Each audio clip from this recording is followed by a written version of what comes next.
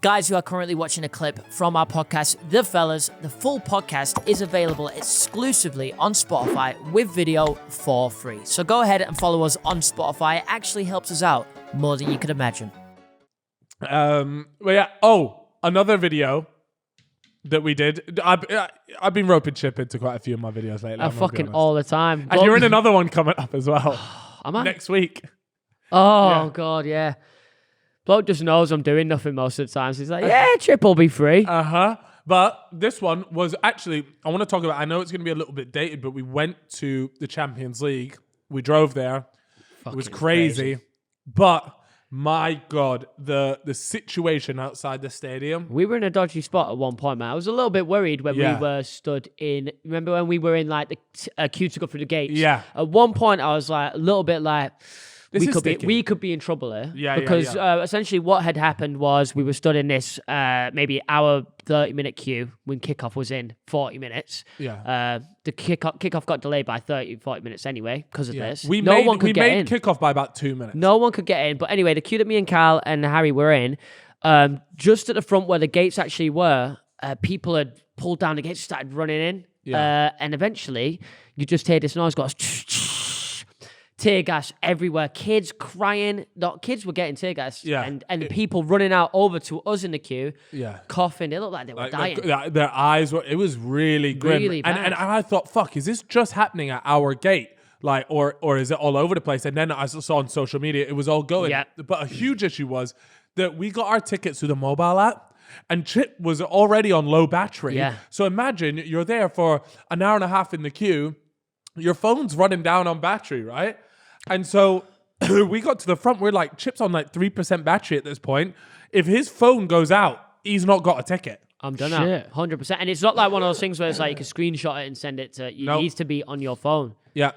And it was really bad. So just the whole organization of the thing was a sham. It was I'll happily say this, the worst sporting event I've ever been to. Yep. Hands down, the worst organized, just bad vibes. Honestly, there were people looking me up and down, like trying to figure out what to rob from me as they were walking past. That was pretty scary. I remember that. The guy was walking, all blacked out, and he was with another guy who had like a moped helmet on. So they're obviously nicking shit and then jumping on the moped. And they didn't realize we'd seen what they were doing. They were just eyeing up Carl, checking if he had a watch, all that. It was pretty scary, I didn't take actually. anything with me. I took nothing because I know, look, mate, I'm going to be perfectly honest with you. Paris is a shithole. Yeah, it's not. No, there's no other way to put it. It's actually, I would say, the worst city. I've said it before, and I've said it so many times. Is I hate Paris, but I had to go there for this Champions League final. Otherwise, I have no reason to go there. But honestly, it just confirmed. And I'm sorry if there are people from Paris listening here. I'm sorry, but it is the worst city I've never felt so unsafe in a city, and it is a shithole. People are rude. It was a terrible experience. I didn't enjoy it. Yeah, it's what's that thing called? Summit syndrome? Is it Paris syndrome? Or yeah.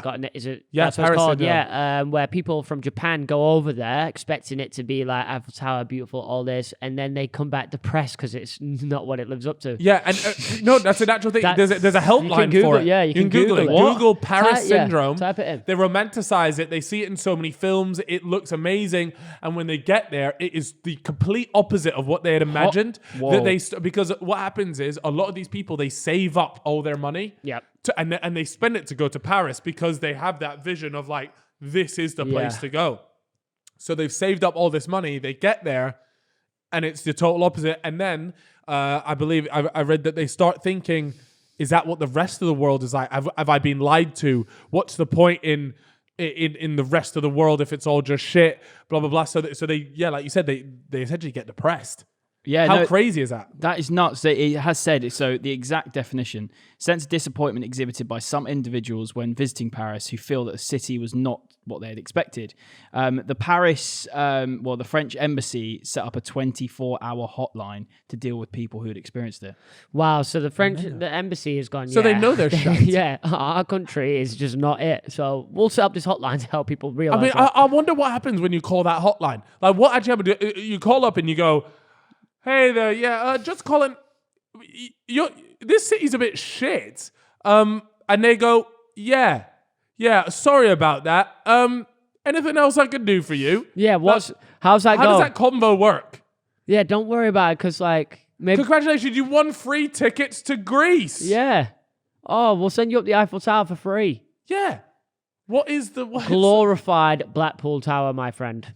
Let me say that. Okay? And without the lights, it's nothing. It's a piece of metal. Yeah. Slapped in Scrap the middle. metal, by the way. Scrap metal. Yeah. It was a gift, wasn't it? The Eiffel Tower? Oh, no. The Statue of Liberty was a gift from the French. Yeah. Yeah, I mean, maybe in the future years. They should have kept that, you know? Maybe Paris can make a comeback, but there's not much. It's looking bleak for them. It's looking bleak. Can't even put on a proper thing. They can't even put on a Champions League final. And then I think it was the Euros. Did they have the Euros a while back as well? 2016, shambles as well. Man, I have no interest in ever going there unless it's for fucking skiing. Yeah. That's the one thing they probably do well, is a ski resort. So, yeah. South of France is quite nice, though. South of France. Yeah, I've heard that's very much like a... Well, look, what do you think to my drip today, by the way? Yeah, this is a South of France drip, I no? like nice. this brand. I've seen this brand before. Bound. It's a nice brand. Shout out to Bound. It's a good brand. They got Or some We nice... Are Bound? No, I think it's just Bound. Bound, I think. It's nice, though. Yeah. So they sent me a bunch of stuff. And then once I got it, because sometimes I see a lot of ads and I think, right, it looks great, but it's the quality dog shit. And I received this. I was like, wow, the quality is amazing. So they sent me some stuff for free, right? But now, this evening, I'm going back and I'm just going to order everything. Yep. The quality is good. Yeah, it's that good. Yeah, so like I almost used the free shit to test. Like, yo, is the quality good here? It was the same with Represent. They sent me stuff. I'm like, is the quality good? Checked it, unbelievable quality. And so now those are two. Now these are two brands that I'm probably gonna rinse for a while. Yeah, it's all we wear. Yeah, it's so true. Apart from the bad experience at the game, did you have any other funny stories from Paris? Shit, man. We went on a night out. That was carnage. Man. We did. Yeah. We got battered. We accidentally went to a gay bar. Did we? Yeah. When? Oh, yeah, we did. We did. Theo was like, who was there before? It was Theo, wasn't it? Yeah. And Theo was telling us how much he loved it. Like, he said he was getting a lot of attention, but it was from men. Yeah. And then, like, a couple of the lads in there were loving it. They were like, oh, like, there's so many girls in there. And then me and you looked around and it was like, yeah, they don't want to talk to you. Yeah. So, like, there's no guy. There were no guys moving to any of the girls. Yeah. Not even, like, the people we were with, just the other guys in here. We're like, this is a really respectful club. I'm enjoying this. What a good vibe. And then we realized it's a gay bar. Yeah. Wow. I got that vibe the second I went in. And Theo wasn't convinced. He was like, no, it's not.